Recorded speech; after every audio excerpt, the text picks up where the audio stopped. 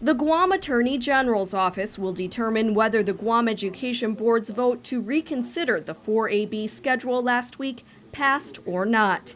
GEB Chairman Francis Santos told PNC today that he instructed the interim superintendent to send the request for an opinion to the AG's office today.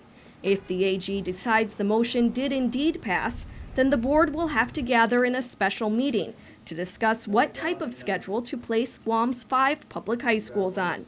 But that would require at least 5 days' notice. If the AG renders an opinion and the board decides to go forward with a meeting, it would require a 5-day notice. Typically, we would need a couple of days if we wanted to get the notice published.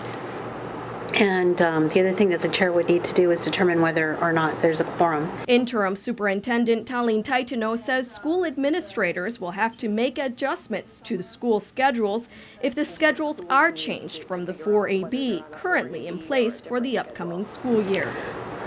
The schools use a software program called PowerSchool to create the schedules for the teachers and the students. And certainly the sooner that they would get notice that the schedule was changed, the better. It's my understanding that the schools were told that it was a 4AB schedule and that they should be designing their schedules for the next school year around that. Any change to the school schedule from last year could also affect the busing schedules. So the Department of Public Works is asking DOE to get them information quickly. In many cases, we have a single bus driver that may be transporting in a particular route, elementary school kids, middle school kids, and high school kids. So as that schedule changes, if there's an earlier start time at one school or later start time in another school, obviously that's going to impact the schedule. I mean, there's going to be repercussions to that. You may be adjusting the schedule, but it may mean students in another school are going to have to wait half an hour or more to get picked up. But it's not just the uncertainty of the schedule for public high schools that concerns the Department of Public Works. DPW Director Joanne Brown says she's been waiting for a finalized schedule for all of the public schools since April. DPW buses 39,000 plus children a day. I mean, that's a major operation. No one on Guam moves that many people in a single day.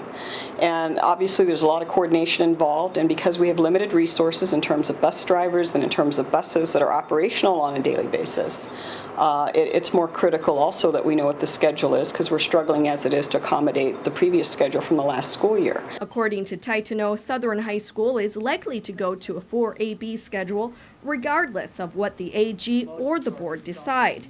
But the other schools would most likely revert to the schedules from last year if the 4AB isn't required by the board. Betsy Brown, PNC News.